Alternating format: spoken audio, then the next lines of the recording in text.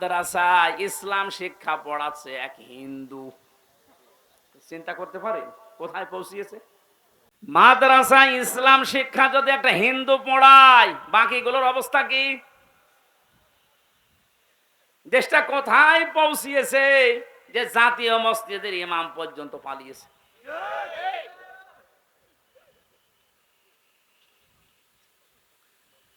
কত বড় দুর্নীতিগ্রস্ত হলে বাইতুল মুকাররমের ইমামও পালিয়ে যায়, ওরেও খুঁজে পাওয়া যাচ্ছে না। ফেরাউন ক্ষমতা পাওয়ার পরে ও যা করেছিল প্রথমে, আজকে পৃথিবীতে অনেক জালেমকে আমরা এইটাই দেখেছি, ওরা প্রথমেই হাত দিয়েছে শিক্ষা ব্যবস্থায়। আল্লাহর কোরআনের নবীজির হাদিসের জীবনী যেগুলো ছিল এগুলো সব বাদ দেন, এইগুলো চলবে না। এভাবে যদি 10টা বছর চালাতে পারে, হামান ফেরাউনকে বলেছিল, বন্ধু 10টা বছর যদি আসমানি কিতাবের আলোচনা বাদ দিয়ে জাতিকে চালাতে পারো, পুরা জাতি গোমরা হয়ে যাবে। চিন্তা করেছেন কোথা থেকে নিয়েছে এই বিষয়গুলো? 2 নম্বরে, আসমানি কিতাব যারা শিক্ষা দেয়, এই আলেমগুলোকে কারণে অকারণে দুনিয়া থেকে বিদায় করো, তাই করতে আরম্ভ করেছিল। কত আলেম বিদায় নিয়েছে, কত আলেম এখনো পর্যন্ত ছেলে আছে। আপনি আমারটাই ধরেন তো, কোন কারণে আপনি 3টা বছর আমাকে আটকে রাখলেন? এখন তো আমি নিরপরাধ বলে খালাস পেয়ে গেলাম, আমার কোনো দোষ পাইনি। তাহলে আমার তো উচিত হবে যারা আমার মামলার আইওয়াই মাদারীপুরের এই লোকটা সহ যত মানুষ আমার মামলার সাথে জড়িত, প্রত্যেককে এখন উল্টা করে বিনা কারণে একটা মানুষকে কষ্ট দিলেন, আপনাদেরকেও মামলা দিয়ে এভাবে কষ্ট দেওয়া লাগবে। ফরিদপুরের যে ছেলেটা জঙ্গি মামলায় আন্দাজে আটকে রেখেছে, তার ভাই কিছুক্ষণ আগে আমারে বলছিল, হুজুর এই কথাটা তুলে ধরেন, সারা বাংলাদেশে জানান। শুধু আমার ভাইয়ের মতো না, হাজারো মানুষ যারা বিনা কারণে মিথ্যা মামলা নিয়ে চলে আসে, 2 বছর 5 বছর 10 বছর, এই ছেলেটা শুনলাম প্রায় 9-10 বছর জেলে আছে এখন। আপনাদের এলাকায় বাড়ি, হ্যাঁ, এই জন্য ভাতিজা, তার বড় ভাই সে ফরিদ, ফরিদপুরে বাড়ি, ফরিদ আমার সামনে বিল্ডিং এ ছিল, মাঝে মাঝে হাত মারত। উনি আমাকে যেটা বলেছে আমি ওইটা বলেছি বহু জায়গায়, এখনো বলছি, যে রেকর্ড হচ্ছে। এই দেশে 1 লাখের উপরে মানুষ এখন জেলখানায় আছে। আমার মনে হয় 100 জনের প্রায় 70 জনই কিছু জানি না। আমি যেটা দেখেছিলাম নিজে, একটা কিচ্ছু জানে না, প্রতিহিংসার বশবর্তী হয়ে ক্ষমতার অপব্যবহার করে মানুষের কাছ থেকে অবৈধভাবে টাকা ইনকাম করার জন্য ওরা এই কাজগুলো করেছে। আমার বাড়ি থেকে নিয়ে এসেছে, আমি 2 তলার উপরে ঘুমাচ্ছিলাম, আমার ওখান থেকে নিয়ে এসে অমুক জায়গা থেকে ওনারা গ্রেফতার করেছে, অথচ পুরা মিথ্যা কথা। আমার মামলায় লিখে লিখে দিয়েছে ওনারে পেয়েছি অমুক জায়গায়, অথচ নিয়ে আসলো বাড়ি থেকে। আমার বাড়ির প্রায় 150-200 মানুষ, সব সাক্ষী। এমন এমন মানুষকে সাক্ষী বানিয়েছে, জীবনে তাদের নাম শোনা দূরের কথা, কোনোদিন চোখেও দেখি নাই। আন্দাজে তারা তারা তারা সাক্ষী দেবে বলে আমার বিশ্বাস হয় না, কারণ তাদের আমিও চিনি না, তারাও আমাকে চেনে না। ধরার পরেই বেকার বেকার আমার বাবাকে বলছে 10 লাখ টাকা দেন, নাই তো 50টা মামলা দেবো আপনার ছেলের নামে। কোথায় পৌঁছিয়েছিল দেখেছেন? দেশটা মগের মূল্য বানিয়ে ফেলেছে। আমার বাবা তো গ্রাম্য মানুষ, ভয়ে রিমান্ডের যে নাম শুনেছে যে পিটাবে, শেষ পর্যন্ত 8 লাখ টাকা দিয়ে দিয়েছে।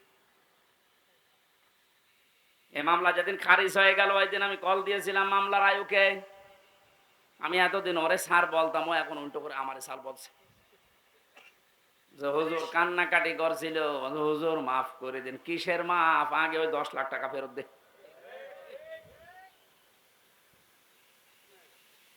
কারণে অকারণে হাজারো মানুষকে আপনি এভাবে জেলখানায় রেখেছেন, যাদের মামলা প্রমাণ হয়ে যাচ্ছে, যারা নির্দোষ খালাস পেয়ে যাচ্ছে। আমার মনে হয় উচিত হবে সরকারের এই মুহূর্তে আইন পাশ করা, যারা এই মামলার আয়ু থেকে জড়িত উপর পর্যন্ত প্রত্যেকে এভাবে 8-10 বছর করে জেলে রেখে দেন, দেখেন কেমন লাগে। একটা মানুষ যদি পরিবারের যে মেন, সে যদি জেলে থাকে, তার পরিবারটা সে শুধু নষ্ট হয় না, তার পরিবারও শেষ। আমার 2টা মেয়ে, আমার স্ত্রী, আমার মা বাবা, আর তো কেউ নেই। আমার বাবা বৃদ্ধ, আমি নিজে শুধু ইনকাম করার মতো আমার একটা ব্যবসা ছিল কাপড়ের, সেটাও ধ্বংস হয়ে গেছে। আপনি সব কিছু নষ্ট করে দিলেন। 3টা বছর কি কষ্ট দিয়েছেন বাড়ির মানুষকে। প্রতি মাসে মাসে জেলখানায় টাকা পাঠাও, মামলার পেছনে খরচ করতে করতে আমার বাবা নিঃস্ব হয়ে গেছে। আর মানুষও যে এত চিটার বাটপা, এই গ্রাম্য মানুষটার কাছে যে বলতো আপনার ছেলেকে আমরা বের করে দেব, 5 লাখ টাকা দেন। জমি বিক্রি করে বলতো ভাই তাড়াতাড়ি করেন। শেষে 2-1 মাস 3 মাস ঘোরার পরে বলতো পারলাম না, টাকা ফেরত দেন, টাকা খরচ হয়ে গেছে। এভাবে একটা মামলা 30 বার যদি হাইকোর্টে তোলা হয়, আপনি কত টাকা খরচ হয় হিসাব করেন। এই জন্য বলছি, যারা এভাবে মামলা দিয়েছেন, মিথ্যা মামলা যেগুলো প্রমাণ হচ্ছে না, এরা কিছু জানে না। 2 বছর 5 বছর 10 বছর পরে খালাস পেয়ে যাচ্ছে বেকসুর, তার মানে ওর অপরাধ আপনি পাননি। কথা বলেন না কেন? আদালত কোনো অপরাধ প্রমাণ করতে পারেনি, এই জন্য তো খালাস দিয়েছে। সুতরাং আশা করবো যারা এর সাথে জড়িত, এদের বিরুদ্ধে আজ আমরা মামলা দিয়ে এদেরকেও 3 বছর জেল কাটাবো। দেখ, আপনি আপনার ছেলে মেয়ে নষ্ট হয়ে যাবে, আপনার বউ নষ্ট হয়ে যাবে। আরমান আজমি, আমান আজমির বউ পর্যন্ত চলে গেছে, অন্য জায়গায় বিয়ে করেছে। আপনি চিন্তা করতে পারেন, কারণ সে তো জানতো না যে আমার স্বামী বেশি আছে কিনা। এ মহিলারও কোনো দোষ নেই, কিন্তু ব্যারিস্টার আরমানের স্ত্রীটা 8 বছর পর্যন্ত টিকে ছিল, সেও তো জানতো না আমার স্বামী বেশি আছে না মারা গেছে। কত বড় কঠিন হৃদয়ের মানুষ আপনি ছিলেন। আপনি সব জানতেন যে ওকে কোথায় কোথায় রেখেছি। কত কান্নাকাটি করেছে ইলিয়াস আলীর স্ত্রী, তার সন্তান এসে। এত বড় অভিনয় করলেন কি করে? ইলিয়াসের মেয়েটার মাথায় হাত দিয়ে বলছে তোমার বাবা কোথায় আছে আমি খোঁজ করে দেখবো, অথচ তখন মারা হয়ে গেছে তারে। এইরকম অভিনয় করে আপনি পার পেয়ে গেলেন দুনিয়ার মানুষের সামনে। আমি এই জন্য বলছিলাম, বাংলার 18 কোটি মানুষ আপনাকে মাফ করে দিলেও ব্যারিস্টার আরমানের ইলিয়াস আলীর বউ আপনাকে মাফ করবে না। আমার 3 বছরে আমার বউ আপনাকে মাফ করবে না। আমার ওই ছোট মেয়েটা 1 বছর রেখে গিয়েছিলাম ছেলে, এখন ওর 4 বছর, ও তো আপনারে মাফ করবে না, কারণ ও আমার চেনে না। ও মনে করে এরকম বহু হুজুর বাড়ি আসে, এটা ওই রকম হুজুর। আমি যেদিন জেলখানা থেকে বাড়িতে ঢুকলাম, ওরে কোলে নিয়েছি, আমারে বলছে হুজুর আমাদের বাড়িতে চলেন। কারণ 3 বছর আমাকে যোগাযোগ বিচ্ছিন্ন রেখেছিল, আমি জানতামই না যে বাইরে আমার কেউ আছে কিনা, এত কঠিন অবস্থা। ও চিনবে কি করে? ওই যে আদালতে প্রিজন ভ্যান ধরে ঝুলেছিল, এটা মনে হয় ভাইরাল হয়েছিল একবার। এই দৃশ্যগুলো দেখে এনএসআই যিনি প্রধান ছিলেন ওই সময়, গোয়েন্দা বিভাগের যারা দায়িত্বে ছিল, এসবি স্পেশাল ব্রাঞ্চের, তারা পর্যন্ত, ডিআইজি নাফিউল স্যার পর্যন্ত কান্না করেছে যে না, এটা মেনে নেওয়া যায় না। এতটুকু একটা বাচ্চা, 3.5 বছর বয়স, ও প্রিজন ভ্যান ধরে ঝুলে আছে বাবাকে এক নজর দেখার জন্যে। এরপরও আপনার মন গলে নাই। আপনি যদি জানতেন যে অপরাধী, তাহলে তো শাস্তি দিতে পারতেন। আপনি নিজেও জানেন, এমনকি অফিসাররা আমারে বলতো হুজুর আপনি কিছু করেননি, আমরা জানি। কত বড় শয়তান দেখেছে! নিজেরা বলতো যে আপনি কিছু জানেন না, আমরা জানি, তারপরও ওরা এই এই অবস্থাগুলো করেছে। এমনি জেলে দিলে তো হতো, জেলে গেলে সারাদিন ঘোরাফেরা করা যায়, বিশাল এরিয়া।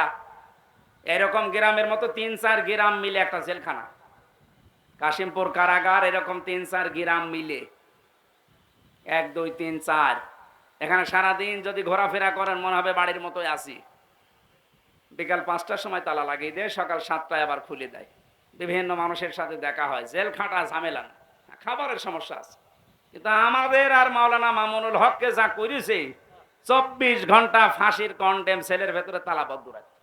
মনে হচ্ছে কি করেছি আমরা, অথচ কিছুই জানি না। আমি আযাব মুহিনের কথা বলছিলাম। জালেমরা মনে করে আল্লাহ আমাদেরকে ভালোবেসে ক্ষমতায় রেখেছে। ওই যে ওসি সাহেব যেটা মনে করেছিল, আল্লাহকে ভালোবেসে মহব্বত করি, কল্যাণের জন্য ওদের ক্ষমতা দেয় না। ওদের পাপ যেন পরিপূর্ণ হয়ে যায়, এই জন্য আল্লাহ দিয়ে রাখে। আমার মনে হয় খাপের খাপ এই আয়াতটা ওদের সাথে মিলেও গিয়েছে। যখনই পরিপূর্ণ হয়ে গেছে, এত বড় বড় দল বাংলাদেশে এই 17 বছর বহু চেষ্টা করেছে, চুল পরিমাণ নড়াতে পারে নাই। অথচ মাত্র কিছু ছাত্র, আমার মনে হয় আল্লাহ এদেরকে আবাবিল পাখির মতো ব্যবহার করেছে। কারণ পাপ পরিপূর্ণ হয়ে গেছে, এখন আবাবিল পাখির মতো ব্যবহার করে জালেমদেরকে এমন ভাবে অপমান করেছে। দোয়া করছি মোসাফের অবস্থায়, মাজলুম অবস্থায়, অসুস্থ অবস্থায় বলছি, কারণ জেল থেকে বের হয়ে আমি এখনো পর্যন্ত স্বাভাবিক না। ওরা যা খাওয়াতো আমাদেরকে, বেঁচে থাকা দায়। মাওলানা মামুনুল হক না থাকলে আমি আরো কষ্ট পেতাম। ওনার একটা গরম করার বাটি ছিল, মাঝে মাঝে উনি গরম করে আমাদেরকে খাওয়াতো। তাছাড়া যে খাবার দেয় 10,000 মানুষের, ও খাবার খাওয়া যায়। ডাকাত যারা যায় 27 বছর জেল খাটতেছে, সুইডেন আসলাম কয়েকদিন আগে বের হয়েছে না, এটা সঠিক কিনা? এরপরে ডেন্সার রাসও ছিল গোপালগঞ্জের, ভয়ঙ্কর তাজ ছিল টাঙ্গাইলের, নাসির বের হয়েছে। এই মানুষগুলো আমাদের উপর তারাই ছিল। এদের হ্যাঁ, এরা 27 বছর জেল খেটেছে, কিন্তু একটু আরামে ছিল। ওদের ভিআইপি তো, ওরা ভেতরে থাকার পরও বাইরে ওদের রাজত্ব চলতো। এই কারণে কোনো অভাব ছিল না। এক এক মাসে ওদের 8-10 লাখ 20 লাখ টাকা খরচ, আর আমাদের 20 লাখ 10,000 টাকা বাড়ি থেকে পাঠাতে আমার আব্বা। যেখানে 20 লাখ খরচ করে একটা লোক, সেখানে 10,000 টাকায় হালে পানি নেবে? এখানে কষ্টটা আরো বেশি দিত। যে টাকা আনতে পারিস না, টাকা আনবো কি করি? আমার কি ওর মতো বাম হাত ডান হাতের ইনকাম আছে? এই কষ্টগুলো দেওয়ার কারণে শেষ পর্যন্ত, তারপরও বলছি, ওনারা যদি ফাঁসির কন্ডেম ছেলে না রেখে আমার শুধু জেলে রাখতো, আমার মনের ভেতরে এত দুঃখ কাজ করতো না। এমন করেছে আমার সহ্যের বাইরে চলে গেছে। আমার মা, বাবা, স্ত্রী আর সন্তান, এদের ছাড়া কাউকে দেখা করতে দেবে না। তাও এরা যদি 3 মাস পরে একবার যেত, 9টা না 10টা গোয়েন্দা বিভাগ থেকে রিপোর্ট লাগবে যে হ্যাঁ এটা মা বাবা। কেন আমি বলে দিচ্ছি যে ছবি দেখে এটা আমার মা বাবা হবে না, 9-10টা গোয়েন্দা বিভাগ খবর নেবে। তার মানে ও খবর নিতে 8-10 ঘন্টা শেষ। কুষ্টিয়া থেকে কাশিমপুর কারাগার গাজীপুরে যাওয়া আসা করতে 7 একদিন লাগে। আর আমাদেরকে আত্মীয় স্বজন ওখানে আছে। কি করলেন আপনি বলেন তো? আর এখন বলেন আমি কি করেছি, কি করেছি আপনি টের পান না। এখানে জুলুম যারা করেছেন তারা তো আমাদের মামলার আসামি শুধু না, আপনারা আল্লাহর মামলার আসামি। ইন্নামাস সাবিলু আলাল্লাযিনা ইয়াজলিমুনা নাস, সূরা শুরার 42 নম্বর আয়াত। আল্লাহ বলেন আমি নিজে জালেমদের বিরুদ্ধে মামলা দেব। তাহলে জালেমরা মামলার আসামি কার? যারা আল্লাহর মামলার আসামি, আপনি তাদের সাপোর্ট করেন না, তো শুধু সামিয়ানার নিচে। আল্লাহ তুমি আমাদেরকে যে কষ্ট জালেমদের মাধ্যমে দিয়েছো, আমরাও এখন মুসাফির অবস্থায়, মাজলুম অবস্থায়, অসুস্থ অবস্থায় দোয়া করছি, কিয়ামতের আগে যেন জালেম চেয়ারে আর কোনোদিন বসতে না পারে। দরকার হয় গরু ছাগল দিয়ে চলুক, তারপর কোনো জালেমকে আমরা আর দেখতে চাই না। কথা বলেন ঠিক কিনা? এক জালেম বিদায় নেওয়ার পরে আরো কোনো মানুষ যদি এসে এখানে জুলুম করে, তাদেরও দাঁত ভাঙা জবাবে দেশের মানুষ দেবে ইনশাআল্লাহ। এই জন্য কোন জালেম যেন জুলুম করার সাহস না পায়, এটা বোঝার তৌফিক আল্লাহ এই দেশের মানুষকে যেন দান করেন, আমিন। দরুদ সালাম পাঠ করার মাধ্যমে আমাদের আজকের আলোচনার বিষয় শান্তির ঘর। কি বললাম? বাংলাদেশটাকে একটা ঘর মনে করেন, এটাকে শান্তি দিয়ে পরিপূর্ণ করার জন্য কি লাগবে? সূরা ইউনূসের এই 25 নম্বর আয়াতে আল্লাহ আমাদেরকে সেটা শুনিয়েছেন। আল্লাহর কথা শুনি আমরা ওইভাবে দেশটা সাজাবো, পুরা দেশটাকে আল্লাহ শান্তি দিয়ে পরিপূর্ণ করে দেবেন ইনশাআল্লাহ। কোরআনে কারীম থেকে পড়ে না, আউযু বিল্লাহি মিনাশ শাইতানির রাজিম, বিসমিল্লাহির রহমানির রহিম,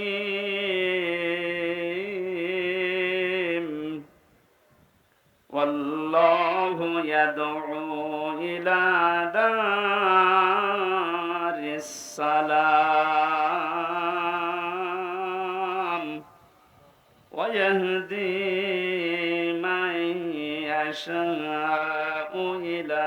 সিরাতিম মুস্তাকিম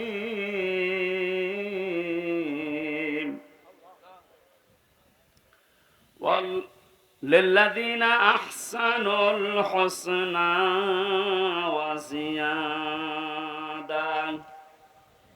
সূরা ইউনূস কোন সূরা? বলেন বলেন। এটা একটা নবীর নাম। কার নাম? মানুষ বিপদে পড়লে একটা দোয়া পড়ে, দোয়ার নাম কি? জালেমরা এমন বিপদে পড়েছে এই দোয়াও পড়তে পারে না, কারণ আল্লাহ যারে বসিয়েছে তার নাম ইউনূস। ও পড়বে কি করে? দোয়া ইউনূস পড়তে গেলে ওর নাম আসবে। এজন্য বলছে আমি এমন ঝামেলা আছি, বিপদে পড়ে যে ইউনূস পড়বো সে কায়দাও নেই। যে আসতেছে ওর নাম কি?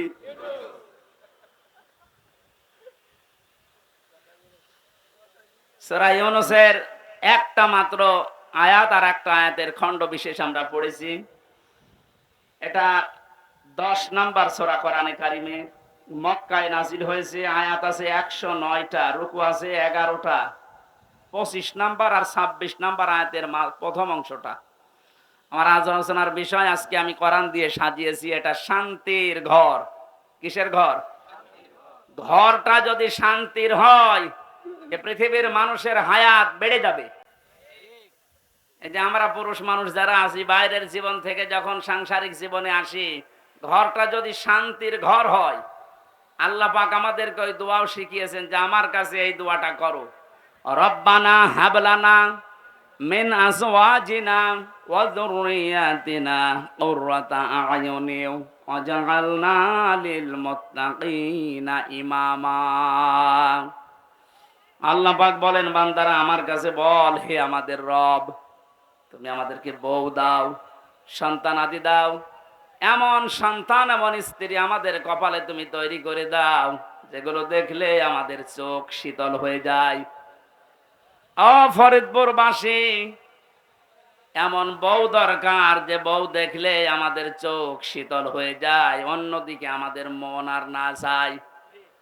বউ শুধু সুন্দরী হলে এটা হবে তা না, বউকে দিনদার হওয়া লাগবে। এই পৃথিবীর ময়দানে যত কর্মে যত কঠিন কাজ আছে, বাইরের জীবনের সব শক্ত কাজগুলো করে যখন মানুষ বাড়িতে আসবে, ঘরে প্রবেশ করার সঙ্গে সঙ্গে স্ত্রীর মাধ্যমে আল্লাহ একটা আলাদা শান্তি পুরুষকে দেবে। আমিন আয়াতিহি আন খালাকাকুম মিন আজওয়াজিকুম লিতাসকুনু ইলাইহা ওয়া জাআলা বাইনাকুম মাওয়াদ্দাতা ওয়া রাহমা। আয়াতের ব্যাখ্যা বিশ্লেষণ এইটাই বলে। এই জন্য মানুষ কাবা শরীফ যখন তাওয়াফ করে, প্রত্যেকটা চক্কর দেওয়ার সময় আমি দেখেছি রুকনি ইয়ামিনী থেকে শুরু করে হজরে আসওয়াদ, এই জায়গাটা পার হওয়ার সময় লক্ষ লক্ষ মানুষেরা পড়তে থাকে রব্বানা আতিনা ফিদ দুনিয়া হাসানা। হে আল্লাহ, দুনিয়ায় হাসানা দাও। তাফসীরে হাক্কানিতে দেখেছি দুনিয়ার হাসানা প্রধানত 3টা। 1 নম্বরে শান্তির ঘর। ওই ঘরটা শান্তির ঘর যে ঘরের ভেতরে ইসলাম আছে, যে ঘরের মেয়ে লোক সন্তানগুলো ইসলাম মেনে চলে। বাইরের জীবন থেকে আসার পরে এই ঘরটা আল্লাহ এমন শান্তি পরিপূর্ণ করে রাখে, বাইরের যত ক্লান্তি শ্রান্তি সব আল্লাহ ঘরে প্রবেশ করলে দূর করে দেয়। এই যে রাতের বেলা এখন বাড়ির রাস্তা দিয়ে যাওয়ার সময় কত রকমের ভয়, কিন্তু ঘরে প্রবেশ করলে একটা আলাদা শান্তি আল্লাহ তৈরি করে দেয়। আল্লাহ রাব্বুল আলামিন বলেন, আমার ইসলামেরও একটা ঘর আছে, এই ঘরটা পরিপূর্ণ করা শান্তি দিয়ে। এই ঘর যদি কেউ শান্তি দিয়ে পরিপূর্ণ করে নিতে চায়, কমপক্ষে 16টা বিষয় দুনিয়াতে তাকে মানা লাগবে। আল্লাহ এই ঘরের দিকে আমাদেরকে আহ্বান জানাচ্ছেন, আল্লাহু ইয়াদউ ইলা দারিস সালাম। আল্লাহ তোমাদেরকে ডাকতেছেন শান্তির ঘরের দিকে। তাহলে আল্লাহ যে ঘরের দিকে ডাকে, ঘর কিসের ঘর বলেন তো? আরো জোরে বলেন। ঘর বানাতে হলে আমরা কয়েকটা জিনিস পাই, এদিকে তাকান। 1 নম্বরে পৃথিবীতে যত ঘর আমরা দেখতে পাই, ঘরের 4টা খুঁটি লাগে। খুঁটি না হলে, পিলার না হলে ঘর তুলতে পারবেন? প্রথমে খুঁটি লাগবে। এই খুঁটি, 4টা খুঁটি যদি আপনি ইসলামের যে ঘরে প্রবেশ করতে চান, এই ঘরের 4টা খুঁটি আল্লাহ সাজিয়েছে নামাজ দিয়ে, রোজা দিয়ে, হজ দিয়ে, যাকাত দিয়ে। ঘরে শুধু খুঁটিগুলোই হলেই হয় না। কেউ যদি ঘরকে মজবুত করতে চায়, বিপদ আপদ থেকে, শত্রুর হাত থেকে মুক্ত করতে চায়, অবশ্যই ঘরে বসবাস করার জন্যে ছাদ দেওয়া লাগবে, নাই টিনের ছাউনি দেওয়া লাগবে। কথা বলেন ঠিক কিনা? আল্লাহ যে ঘরের কথা জানাচ্ছেন যে ইসলাম নামক ঘরে, ঘরে প্রবেশ করলে শান্তি পাওয়া যাবে, এই ঘরটা আমার আল্লাহ ছাদ হিসাবে যার নাম দিয়েছেন, এইটার নাম হচ্ছে কালিমা। আপনি এইটা না থাকলে ঘরে প্রবেশ করতে পারবেন ঠিকই, তো থাকতে পারবেন না আরামে। ওপর থেকে বৃষ্টি আসবে, ভিজে যাবেন, এমনকি বহু ঝড় ঝাপটা আসতে পারে। আমরা এখন এমন একটা ঘর তৈরি করতে চাই বাংলাদেশকে, যে ঘরে এই ডাকাতি থাকবে না, ঝড় ঝাপটা আসবে না, চিন্তা থাকবে না, চিন্তায় রাহাজানি এরকম কোনো ভয় আমাদের এই ঘরের ভেতরে আসবে না। ওরা 56,000 বর্গ মাইল আমরা একটা ঘর বানাতে চাই। কথা বলেন ঠিক কিনা? এটা বানাতে হলে আল্লাহ পাক যে নিয়ম নীতিগুলো দিয়েছে, এইগুলো আমাদের দেশে এখন কাজে লাগান। ডক্টর মোহাম্মদ ইউনূস করবেন কিনা জানি না। এই যে নামাজের জন্য আমরা অনেকে দাওয়াত দিয়ে বেড়াই, নামাজ দাওয়াত দেওয়ার বিষয় না, নামাজ রাষ্ট্রীয়ভাবে কায়েম করার বিষয়। কোরআনে কারীম জানিয়েছে, আল্লাযীনা ইম্মাক্কান্নাহুম ফিল আরদি আকামুস সালাহ ওয়া আতাবুজ যাকাতা ওয়া আমারু বিল মা'রুফি ওয়া নাহাউ আনিল মুনকার ওয়ালিল্লাহি আকিবাতুল উমুর। আল্লাহ বলেন, আমি কোন মুমিনকে যদি রাষ্ট্র ক্ষমতায় বসাই, ক্ষমতা পাওয়ার পরে তার কাজ হবে নামাজের বিল সমাজে জারি করা। যদিও 1 মাস 2 দিন হয়ে গেল, এখনো পর্যন্ত আমরা এটা পাইনি। তাহলে এমন মানুষকে এখানে পাঠাতে হবে যে মানুষগুলো এসে আল্লাহর কোরআনের এই কথাটা পালন করবে। কথা বলেন না কেন? এটা যদি রাজনীতি মনে করে আপনি চলে যান, আপনার কপালে আগুন লাগবে। এটা হামজা বানাচ্ছে না, আল্লাহ বানিয়ে দিয়েছেন। শান্তির ঘর তৈরি করতে হলে মাস্ট বি নামাজ রাষ্ট্রীয়ভাবে নিয়ে আসা লাগবে। তো আমি দাওয়াতি কাজ করে সলিমদ্দি ভাই, কলিমদ্দি ভাই নামাজ পড়তে যাই, এভাবে দাওয়াতি কাজ করে কয়জন আসবে? এটা আইন পাশের বিষয়। আল্লাহ আমার একটা শান্তির ঘর তৈরি করে দিতে চান। ঢাকা বিশ্ববিদ্যালয় এখন যিনি ভিসি, উনি ইমামতির যোগ্যতা রাখেন, উনি নিজে ছাত্রদেরকে সাথে নিয়ে নামাজ আদায় করাচ্ছেন। আজকে আমি একটা সিভিল সার্জনের ভিডিও দেখলাম, এটা জেনারেল মানুষ, কোরআনে কারীম এমন মধুর কণ্ঠে এই কারি আব্দুল বাসিতের মতো তেলাওয়াত করছে, জীবনটা জুড়িয়ে যাচ্ছে। আমরা যে বলেছিলাম বাংলাদেশে 1628 জন মানুষ দায়িত্বে আছে, আমরা সবাই এরকম কোরআনওয়ালা মানুষ চাই। ঢাকা বিশ্ববিদ্যালয়ের ভিসির মতো বাংলাদেশের যত বিশ্ববিদ্যালয় আছে, প্রতিটি বিশ্ববিদ্যালয়ে এরকম ভিসি দেখতে চাই, যারা নিজেরা ছাত্র ছাত্রীদেরকে নিয়ে ইমামতি করার যোগ্যতা রাখে। একটা ভিসি যদি ওখানে ইমাম হয়, হলের প্রভোস্ট যিনি যদি ইমাম হয়, তার আন্ডারে যতগুলো মানুষ থাকবে তারা যদি তার ইমামতিতে নামাজ পড়ে, কোনোদিন সিট বাণিজ্য হবে না, খাদ্যের জন্য কোনোদিন বাণিজ্য করা হবে না। 1 মাস 2 দিনের রিপোর্ট আজকে দেখেছেন, শুধুমাত্র জালেমরা বিদায় নেওয়ার কারণে যে সমস্ত হলগুলোতে ভর্তুকি দেওয়া লাগতো, খাবারের সমস্যা ছিল, লস হতো, এই খাবারের হোটেলগুলোর মালিক এখন হলের যারা দায়িত্বে আছে, ওরা বলছে আমাদের আর লস হচ্ছে না। সুবহানাল্লাহ বলতে পারেন না? এতটুকু বৈষম্য দূর করার পরে যদি স্বাভাবিক অবস্থায় ফিরে আসে, এখনো যে জালেম গুলো চেয়ারে বসে আছে এগুলোকে নামান, বিশেষ করে চোপ্পু মিয়াকে। কথা বলছে না কেন? জালেমদের থাকাকালীন একে নিয়োগ দেওয়া, চোপ্পু মিয়াকে তাড়াতাড়ি নামান। একে দিয়ে কিন্তু মাঝে মাঝে একটা ইস্যু তৈরি করে ক্রু করার চেষ্টা চালাবে জালেমরা, কারণ জালেমরা তো বসে নেই, বিভিন্ন জায়গায় যে ওরা কিন্তু কাজ চালিয়ে যাচ্ছে এখনো। কয়েকদিন আগে আমি সিঙ্গাপুরে গিয়েছিলাম। এখান থেকে যে জালেমরা পালিয়েছে ওখানে ওখানে আমি জুলুমের বিরুদ্ধে বক্তব্য দেওয়ার কারণে ওই দেশের পররাষ্ট্র মন্ত্রণালয় নালিশ দিয়েছে আমার নামে।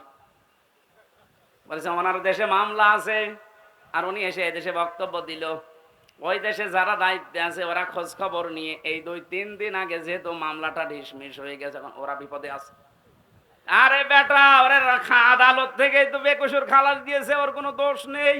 তুই বেকার ওর নামে উল্টা পাল্টা করে আমার কাছে নালিশ দিলি। ও দেশটা তো আমাদের মতো হুসুকে বাঙালি না। ওরা খোঁজ খবর নিয়ে দেখতে পেয়েছে জামিনের অপরাধ। যারা নালিশ দিয়েছে নালিশ পাঠিয়ে এখন থাকার খবর আছে। নিজের পায়ে নিজে কোড়াল মারছেন। বাইরে বসে বসে যে মানুষগুলো ষড়যন্ত্র করছে এদের জন্য একটা কাজ, এই ঝামেলাটা রয়ে গেছে, যেহেতু ওদের নিয়োগ দেওয়া, এটা যেন আহ্বান জানাবো খুব তাড়াতাড়ি এই 1628টা চেয়ার থেকে এদেরকে নামিয়ে এতদিন যারা বৈষম্যের শিকার হয়েছে তাদেরকে চেয়ার গুলোতে বসান। এইটার জন্য ছেলেরা জীবন দিয়ে গেছে। কালেমাটা আমাদের যদি সাদ হিসাবে আমরা তৈরি করতে না পারি দেশে, কালেমা মানে কি? লা ইলাহা ইল্লাল্লাহু মুহাম্মাদুর রাসূলুল্লাহ। এটা একটা বাক্য। এটা বাস্তবে যদি আমরা নিয়ে যেতে না পারি, আমাদের যে ঘর বানাবে ঘরটা কিন্তু বসবাসের উপযুক্ত হবে না। ঘর বানিয়ে ছাদ দিলে শুধু চারিদিকে ঘরের বেড়া দেওয়া লাগে না, দেওয়াল দেওয়া লাগে। আল্লাহ পাক যে ঘরের দিকে ডাকতেছে, শান্তির ঘর যদি আমরা বানাতে চাই, এ ঘরের বেড়া হিসাবে প্রথমে আপনাকে সৎ কাজগুলো রাষ্ট্রীয়ভাবে জারি করা লাগবে। অন্যায় কাজগুলো এগুলো রাষ্ট্রীয়ভাবে আইন পাশ করে নিষিদ্ধ করা লাগবে। এটা যদি রাষ্ট্রীয়ভাবে নিষিদ্ধ হতো, বাংলাদেশের বহু ব্রিজের এই অবৈধ টোলগুলো বন্ধ হয়ে যেত। এটা বন্ধ হয়েছিল 5 তারিখের পর কিছু কিছু, আবার জালেমারা অনেকে এই বিভিন্ন কায়দা এটা আরম্ভ করছে কিছু মোনাফিকের নাম দিয়ে। আমার কথার অর্থ বোঝেন? অনেক মোনাফিক এখন কিন্তু মাঠে নেমে পড়েছে। অল্প কিছু অত্যাচারের শিকার যারা হয়েছিল তারা এখন সুযোগের সদ্ব্যবহার করছে। আবার ওইগুলো জারি করে আবার বৈষম্য তৈরি করা, আবার সংস্কারকে ধ্বংস করে দিয়ে রাষ্ট্র সংস্কারের জন্য তারা দাবি তুলে জীবন দিয়ে গেল।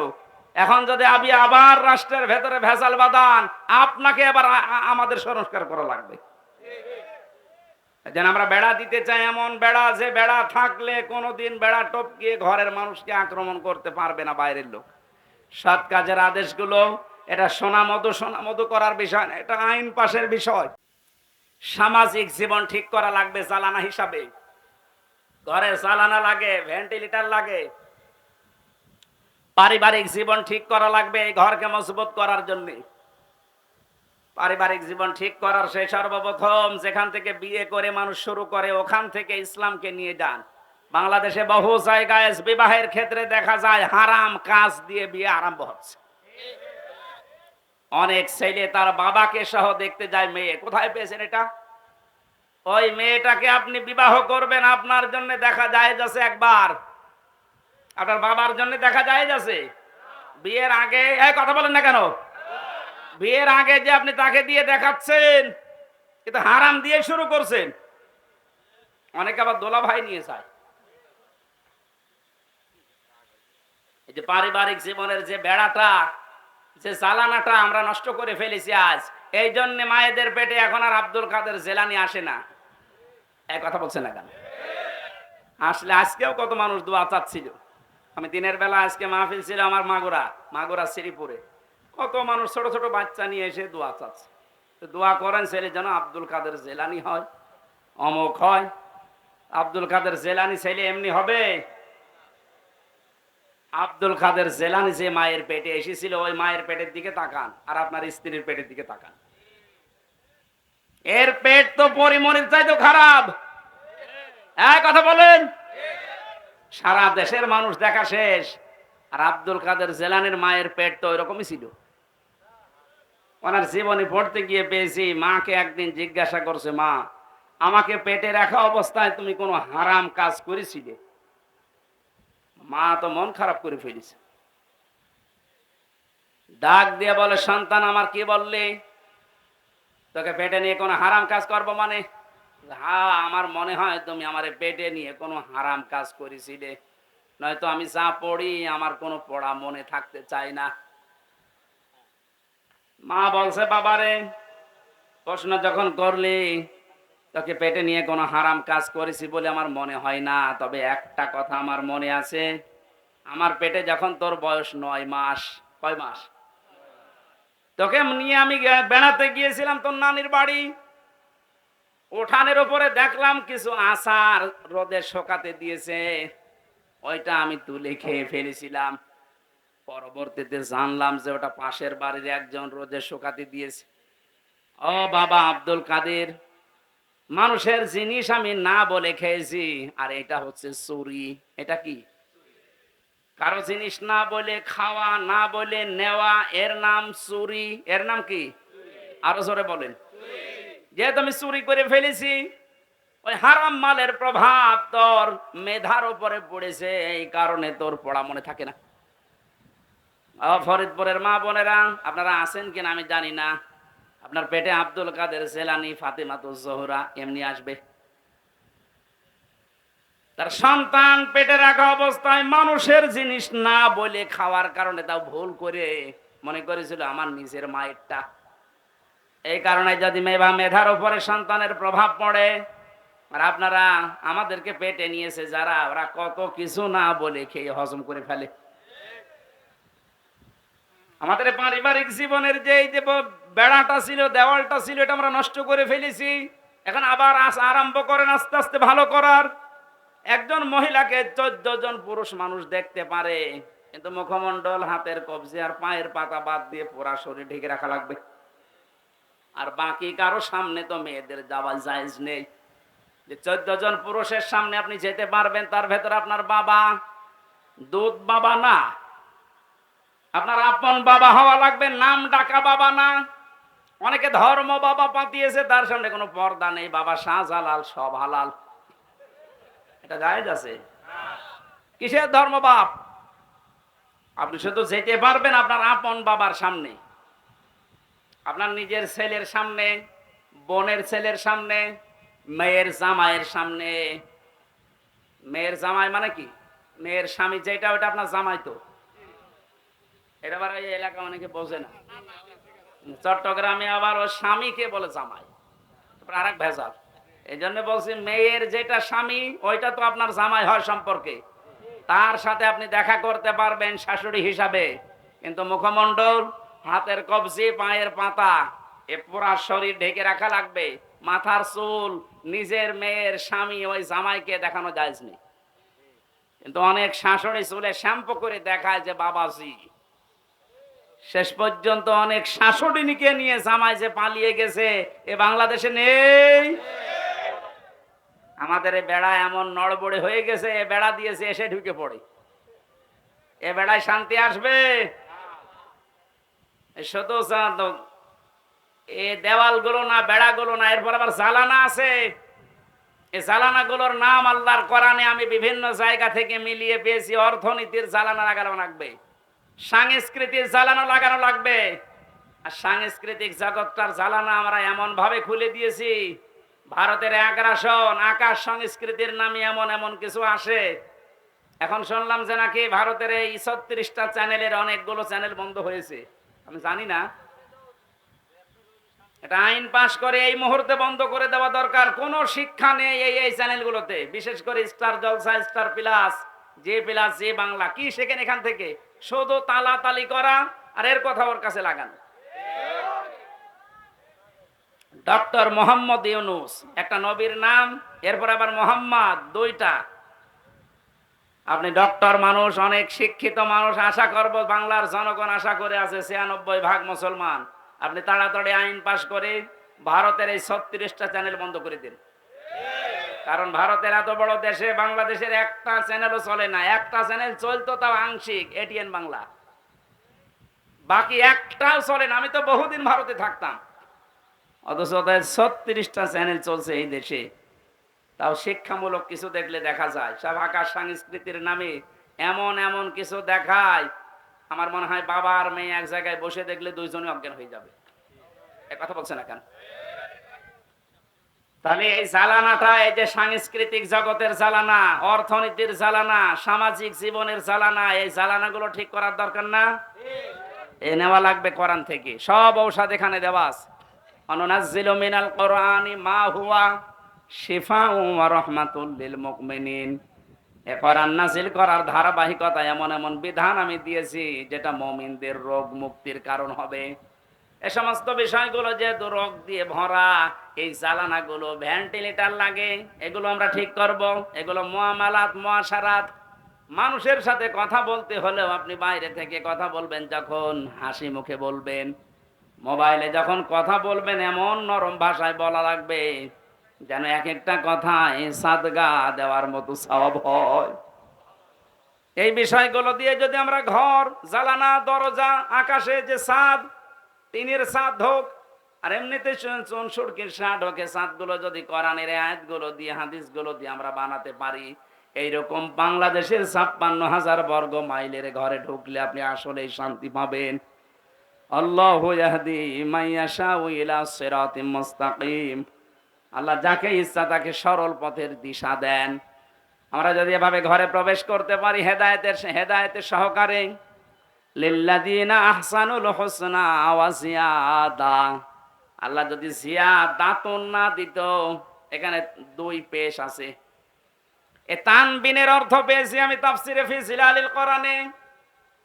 মুফাসসির লিখেছেন যারা ভালো কাজ করে তাদের উত্তম কিছু আমার আল্লাহ রেখে দিয়েছে, এবং তার চাইতেও বেশি এবং ধারাবাহিক ভাবে। এখানে আরবি গ্রামার যারা বোঝে, তাফসির পড়ে, ওনারা জানবেন শুধু জিয়াদা এরকম আল্লাহ দিলে আল্লাহর নিয়ামতটা থেমে যেত।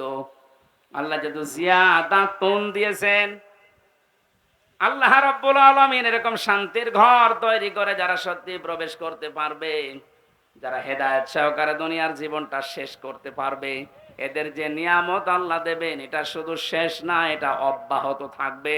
এবং সর্বশেষ নিয়ামতের নাম হচ্ছে আল্লাহর সাক্ষাৎ। আল্লাহ এটা দিয়ে যেন আমাদের ধন্য করেন, আমিন।